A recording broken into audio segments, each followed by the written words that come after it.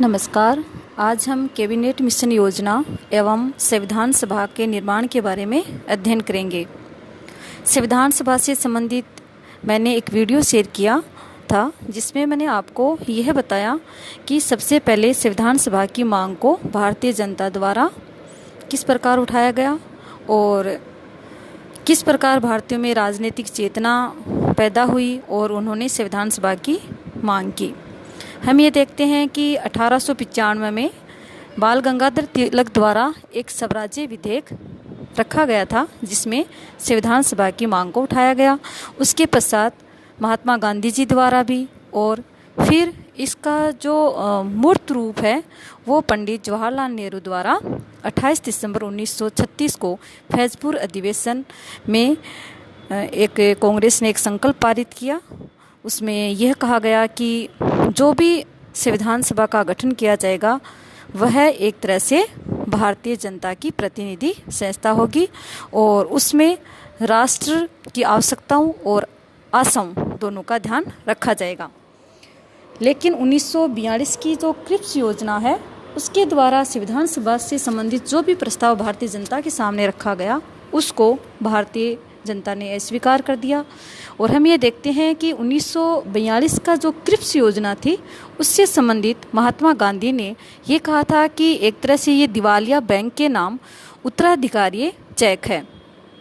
और 1942 की क्रिप्स योजना के तहत ही मुस्लिम लीग ने पाकिस्तान के निर्माण के लिए प्रत्यक्ष संविधान सभा की मांग भी की थी। जब 1942 की क्रिप्स योजना असफल हो जाती है तो उसके पश्चात 1946 की कैबिनेट मिशन योजना द्वारा भारतीय संविधान सभा के प्रस्ताव को स्वीकार कर इसे व्यवहारिक रूप कर दिया जाता है। अब हम बात करते हैं कैबिनेट मिशन योजना की। जब सेकेंड वर्ल्ड वॉर ख़त्म हो जाता है 1945 में, उसके पश्चात ब्रिटेन के नए प्रधानमंत्री बनते हैं एटली, जो कि एक उदारवादी थे और उन्होंने एक मंत्रिमंडल भारत भेजा।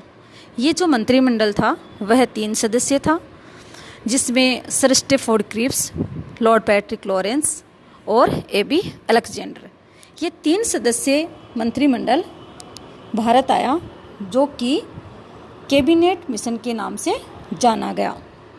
और ये जो कैबिनेट मिशन है 24 मार्च 1946 को दिल्ली पहुंचा और 16 मई 1946 को इस कैबिनेट मिशन द्वारा विभिन्न जो राजनीतिक दल के जो प्रतिनिधि थे उनसे वार्ता की और उन्होंने अपनी योजना को प्रस्तुत किया। कैबिनेट मिशन द्वारा अपनी जो योजना प्रस्तुत की थी उसमें उन्होंने 2 तथ्य रखे थे। प्रथम जो तथ्य था उसमें उन्होंने ये कहा कि भारत संविधान का निर्माण करने हेतु भारतीय जनता का प्रतिनिधित्व करने वाली संविधान सभा का गठन किया जाए। अर्थात हम ये निष्कर्ष निकाल सकते हैं कि अगर संविधान बनाना है तो उसके लिए सबसे पहले संविधान सभा का गठन आवश्यक है।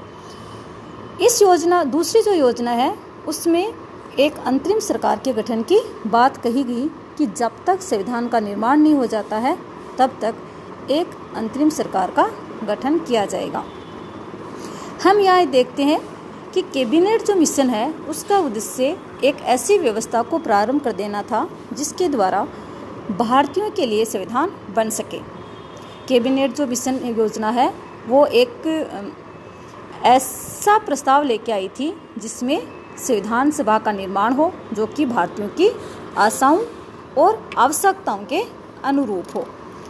अब हम बात करते हैं कैबिनेट मिशन योजना के तहत संविधान सभा के गठन की। तो कैबिनेट मिशन योजना ने एक प्रस्ताव पारित किया था कि भारतीय संविधान सभा जो बनेगी वो इस प्रकार होगी। सबसे पहले हम ये देखते हैं कि उन्होंने कहा कि संविधान सभा में प्रत्येक प्रांत द्वारा भेजे जाने वाले सदस्यों की संख्या का निर्धारण प्रांतों की जनसंख्या के आधार पर किया जाएगा और 10 लाख की जनसंख्या पर एक सदस्य है वो निर्वाचित होगा।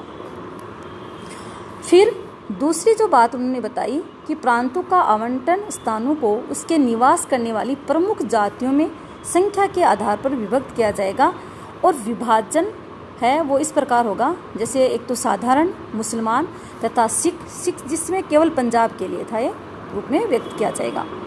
अगली जो बात उन्होंने कही कि देशी रियासतों के सदस्य भी संविधान सभा में शामिल होंगे। 10 लाख की जनसंख्या पर एक प्रतिनिधि होगा। जो भी देशी रियासतें थी वो भी संविधान सभा में शामिल हो सकते हैं। और उन्होंने कहा कि 10 लाख की जनसंख्या पर एक प्रतिनिधि होगा। देशी रियासतों के सदस्यों का चुनाव समझौता समिति क्या थी कि जो ब्रिटिश भारत के संविधान सभा के लिए चुने गए प्रतिनिधियों से गठित होती थी समझौता समिति, एवं देशी रियासतों की ओर से गठित समिति के बीच पारस्परिक विचार विमर्श द्वारा किया जाएगा। अगली जो बात उन्होंने कही कि प्रांतों के लिए अलग संविधान का निर्माण किया जाएगा। इसके लिए संविधान सभा की प्रारंभ बैठक के बाद स्वयं जो सदस्य हैं उनको 3 भागों में विभाजित किया जाएगा। प्रांतों के लिए अलग संविधान की बात उन्होंने की थी और उसके लिए 3 वर्ग उन्होंने बताए थे।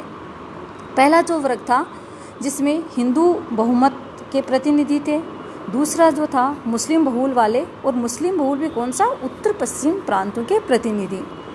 तीसरा जो वर्ग था वो था मुस्लिम बहुल वाले उत्तर पूर्वी प्रांतों के प्रतिनिधि। इस प्रकार तीनों जो वर्ग हैं वो अपने अपने प्रांतों तथा अपने अपने वर्गों के लिए संविधान सभा का निर्माण करेंगे और बाद में संघीय संविधान का निर्माण कर दिया जाएगा। इस प्रकार हम ये देखते हैं कि जो कैबिनेट जो मिशन योजना है उसने एक रूपरेखा भारतीयों के सामने रखी थी कि आपको इन चीज़ों को आधार बना करके संविधान सभा का गठन करना है। इसके बाद हम ये देखते हैं कि कैबिनेट मिशन योजना द्वारा संविधान सभा की जो कुल सदस्य संख्या थी वो 389 निर्धारित की गई, जिसमें 292 थे ब्रिटिश प्रांतों के प्रतिनिधि, 4 चीफ कमिश्नरी क्षेत्रों के प्रतिनिधि एवं 93 जो सदस्य थे वो देशी रियासतों के प्रतिनिधि शामिल थे। तो कैबिनेट जो मिशन की योजना है वो भारतीय जनता ने उसमें विश्वास किया और अंत में इसी कैबिनेट मिशन योजना के तहत संविधान सभा का गठन किया गया और फिर वर्तमान जो भारतीय संविधान है उसके स्वरूप को तैयार किया गया। धन्यवाद।